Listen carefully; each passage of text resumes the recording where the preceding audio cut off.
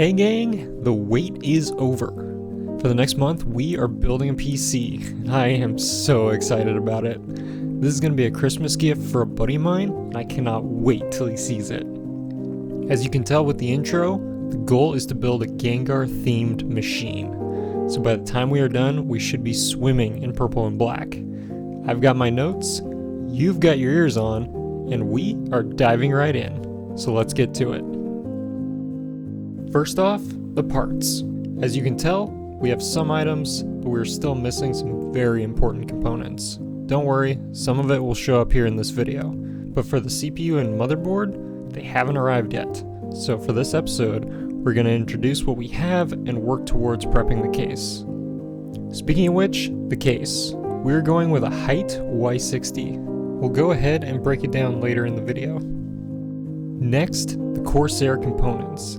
Since bathing in purple light is the priority, I wanted that to be made as simple as possible. So the goal will be to link everything to iCUE and hopefully not end up with my personal nightmare of RGB controllers. Next, we have 2 terabytes of Western Digital storage sitting atop a VS display screen. Plenty of storage for gaming, with plenty of pixels for our ghost Pokemon to run around in. After that, we have a Thermalright Peerless Assassin 120 to keep our secret CPU cool. And finally, an MSI power supply, which I'm now realizing that I forgot how this one's plugins are arranged. Hopefully they're not in the wrong orientation. But don't worry, we've got a plan. Breaking out our newly refurbished typewriter, I decided to draw up a roadmap. You didn't think I'd leave the old Underwood lying in the dust now, did you? It needs as much of a workout as I do. Now, I'm just gonna type it all up. And there. Okay, now we have a guide. Probably I'm forgetting something, right? See, I even planned that I would forget something. Now, what did I forget? We will not have the CPU and motherboard until later. Oh, right, we still need a graphics card. Well, I have this just lying around. Doesn't really match the aesthetic of our build though. And since my buddy has hinted at getting a 5000 series card, it might not be worth even throwing it in if it's just going to be tossed. So where on earth am I going to get a graphics card that not only matches the theme of this build, but also will be a decent placeholder? Oh yeah, my trusty 3060 will work. It certainly isn't as powerful, but it will be enough until the owner decides in what direction he wants to upgrade. So, let's power off my PC and do a little surgery. Now you may be thinking, you're gonna keep the 3070 to yourself and use your old 3060? That seems a little bit selfish. Well, there are a couple of reasons for that. As I've stated earlier, this is a temporary GPU. My simple goal is to put the PC together to have a running machine. The second reason, besides the aesthetics, is that it's trustworthy. Seriously, MSI. Though you aren't sponsored, thank you so much for creating well-made, easy-to-understand parts. I don't mind going into my BIOS because of your layout, so thank you. Anyways, trustworthy. The 3070 I picked up on eBay, and though it was a great deal, it was originally a mining card. I sincerely pray that it doesn't die on me, but if it does, I would rather it die in my PC versus his on Christmas Day. Anyways, we are going to install this 3070 and move on. Don't worry, it all went in beautifully, and so far it works great. Now that we have it out, it can go in with the rest of the parts. And though that looks great, now these parts are kinda in the way for unboxing the case. So let's get these out of here. We'll throw that there, and that there, and that there, and that there. Oh yeah, don't forget that. Aha! There we go. Now, let's get to our unboxing.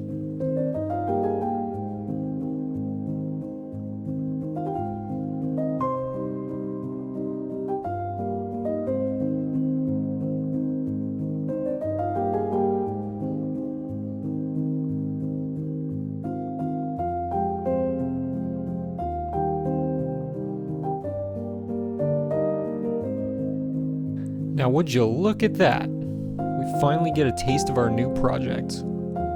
Wait, what is that rattling around at the bottom? Whoa, what do we have here? Looks like there's a ghost in our machine. Hopefully he doesn't spell disaster for our project. Well, shoot. We don't need you just yet. Let's get back to unboxing. The Height Y60 is a pretty easy case in this regard. Just cut the top open and drag the case out. As for packing materials, I would say overall that it's pretty good. The styrofoam molds to the case pretty well, and the plastic wrap keeps it from getting scuffed. I think about the only thing that they could have added for more support would have been the cardboard wedges at each corner, which, I don't know, maybe they do? This particular case I got was refurbished, so the packaging might have been different. By the way, I honestly could not tell that it had been used. Height seems to do a great job in this regard, and I couldn't agree more with customer reviews. Though I do find it funny that they include instructions. Like we're ever going to take a look at those. But yeah, look at the finish as I move this thing into a more manageable position. Even through the plastic, it looks great. Voila! Our new home for the coming weeks. I'd say I love the overall design, but future me would have a bone to pick with that. So let's just go over the positives for now. The case's double chamber design is relatively roomy with nice rounded edges. It comes pre-installed with 3 included fans. There are 2 storage trays in the back for classic 3.5-inch hard drives with easy to use thumb screws. They even include a box of spare parts like extra screws and zip ties. I personally prefer this over the cage in most PC basements, simply for the ease of use. Speaking of the basement, Height also has what they call cold floor cooling for extra ventilation. I almost think it's necessary considering how hot people say this case can get, but we'll see. Next is arguably the biggest selling point of our fishbowl, the vertical GPU mount. If you're going to go for looks, look no further. At the back we have our second chamber with our cables for what I presume is the front I/O. We'll dig into them later, but I'm glad to see some room left over for a power supply. But you know what? Let's not just talk about it this episode, let's build into it. We need a place to store our GPU after all. So, let's first remove the glass panel at the front by unscrewing the thumb stud at the rear. The stud feels a little bit tight against the pull tab, but just like any case with snap-in ball mounts, the glass breaks away pretty easily. And here's where we will start.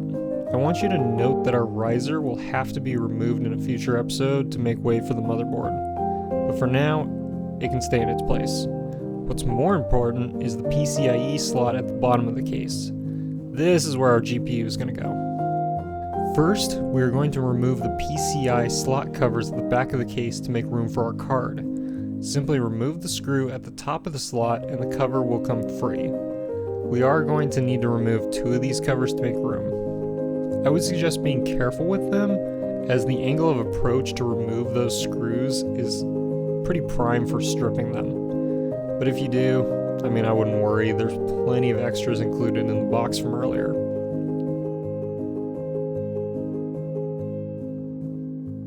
Now that those are out of the way, it's time to install that GPU.